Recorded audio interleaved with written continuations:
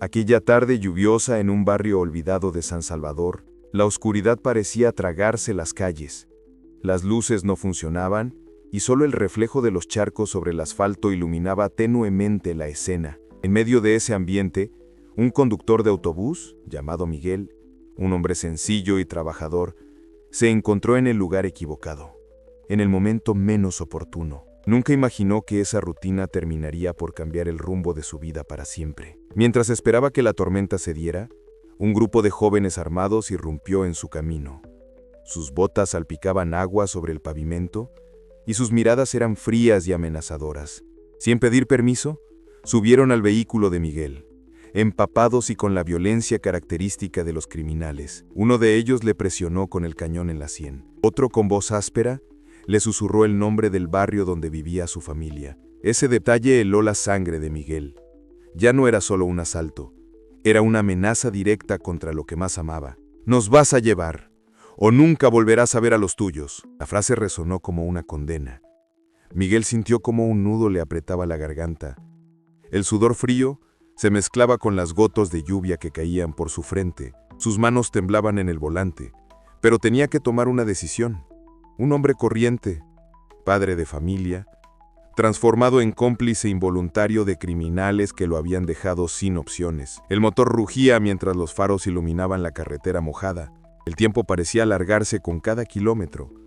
Miguel, que siempre había conducido con calma, ahora se veía obligado a acelerar bajo las órdenes desesperadas de la banda.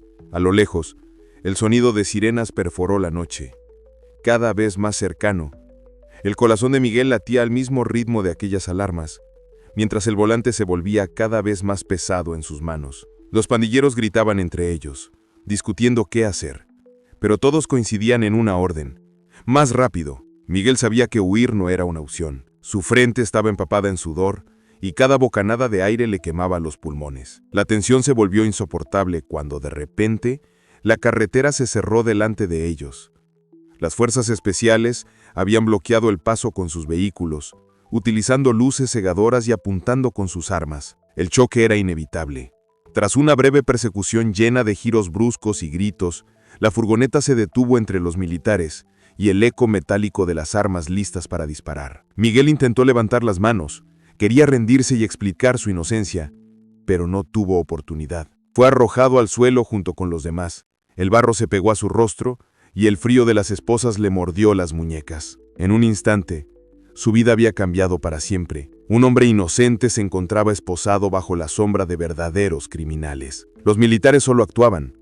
Para ellos todos eran delincuentes. La delgada línea que los separaba de la justicia se había borrado sin tener la oportunidad de defenderse. Lo subieron a un autobús junto con los demás capturados y lo trasladaron al imponente Secot, la prisión que ya era conocida como la más temida del país. Las enormes puertas de hierro se abrieron con estrépito, y un silencio sepulcral cayó sobre Miguel. Miles de ojos fríos lo miraban desde dentro. Nadie quiso escuchar sus súplicas. Los guardias lo encadenaron y lo arrojaron a una celda como a cualquiera de los otros. Su voz, repitiendo «Soy inocente», se perdía en el eco de aquellas paredes de hormigón, demasiado gruesas para dejar escapar la verdad. Esa primera noche, tumbado en el suelo húmedo y áspero, Miguel comprendió que había entrado en un mundo distinto, donde ser padre, esposo o trabajador honesto no tenía ningún valor. La cárcel no preguntaba quién eras, solo te tragaba entero. Allí, bajo el ruido metálico de las rejas y los gritos lejanos, su única compañía era el recuerdo de su familia y la esperanza de que algún día alguien creyera en él. Meses después, cuando Miguel había perdido la cuenta de los días encerrado, las puertas del Secot volvieron a abrirse con un estruendo diferente. Esta vez no era el paso rutinario de los guardias, sino la llegada del propio presidente Nayib Bukele, acompañado de ministros, cámaras y un despliegue de seguridad impecable. La noticia de su visita recorrió los pasillos en segundos, y los prisioneros fueron alineados en filas perfectas. La atmósfera estaba cargada de tensión, y el silencio era tan profundo que se podía escuchar la respiración contenida de cientos de hombres.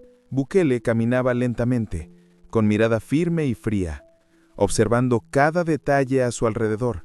Quería comprobar con sus propios ojos los resultados de las reformas que habían cambiado la vida dentro de esas paredes. Sus pasos resonaban como golpes en el eco metálico de los pasillos. Nadie se atrevía a levantar la cabeza, todos permanecían cabizbajos, hasta que en medio de aquel mar de rostros abatidos, apareció uno distinto, el de Miguel. Él no tenía tatuajes que lo identificaran como miembro de una pandilla. Sus ojos no reflejaban furia, ni desafío, sino un profundo cansancio mezclado con un grito silencioso de auxilio. Ese contraste no pasó desapercibido para el presidente, que detuvo su mirada en él durante unos segundos más de lo normal. Aquella breve pausa fue suficiente para que una chispa de duda se encendiera en la mente de Bukele. Después de un momento de silencio, giró ligeramente hacia sus funcionarios y con voz baja pero firme ordenó: «Tráiganme el expediente de este hombre». Esa noche, mientras los demás regresaban a sus celdas, Miguel fue trasladado a otra diferente. No entendía nada. Su mente estaba llena de preguntas. ¿Acaso iban a juzgarlo otra vez? ¿Sería castigado más duramente? ¿O finalmente alguien lo escucharía? Por primera vez en mucho tiempo, una pequeña chispa de esperanza iluminó la oscuridad que lo envolvía. Al día siguiente, fue llevado a una sala austera con una mesa en el centro. Frente a él, se encontraba un fiscal y varios funcionarios. Lo interrogaron con seriedad.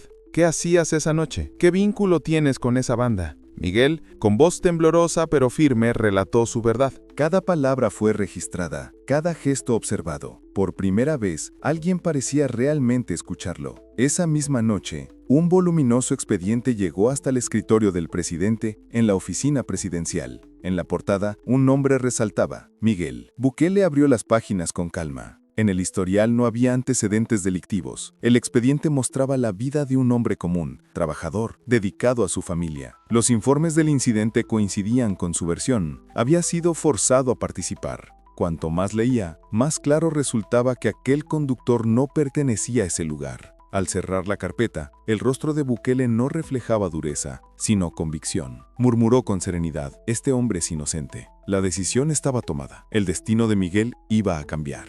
Días después, el sonido metálico de una cerradura rompió la rutina de Miguel. Un guardia lo llamó por su nombre y lo condujo a una pequeña sala. Su corazón palpitaba con fuerza. No sabía si lo que estaba a punto de suceder sería un nuevo castigo o el comienzo de su libertad. Frente a él, sobre la mesa, colocaron un documento oficial. El funcionario lo leyó en voz alta. Por orden presidencial y tras una investigación especial, se ha considerado justo poner en libertad a Miguel. Durante unos segundos, él quedó en silencio, como si no pudiera comprender lo que escuchaba. Sus manos temblaban, sus ojos se llenaron de lágrimas. Cuando las esposas cayeron al suelo, el frío del metal fue reemplazado por un calor indescriptible, el de su libertad. Por fin, después de meses de angustia y silencio, la verdad había salido a la luz. Miguel no pudo contener las lágrimas al escuchar que su inocencia era reconocida. Aquel instante era para él un verdadero milagro. Cuando cruzó las enormes puertas del Secot, la tormenta que lo había acompañado al entrar había desaparecido. El cielo estaba despejado, como si también la naturaleza quisiera darle una nueva oportunidad. Allí, esperándolo con el corazón en la mano, estaban sus hijos pequeños y su esposa. Miguel no lo dudó. Aceleró el paso, abrió los brazos y los apretó contra su pecho con toda la fuerza que le quedaba. Sus hijos se aferraron a su cuello y su esposa, con lágrimas en los ojos, le tomó la mano, como si jamás quisiera soltarla. En ese abrazo estaba contenida toda la esperanza que había perdido. La pesadilla quedaba atrás. El aire fresco, el calor de los suyos y la libertad recuperada eran ahora su mayor regalo. Días después, sentado frente a su casa, Miguel observaba a sus hijos correr y reír.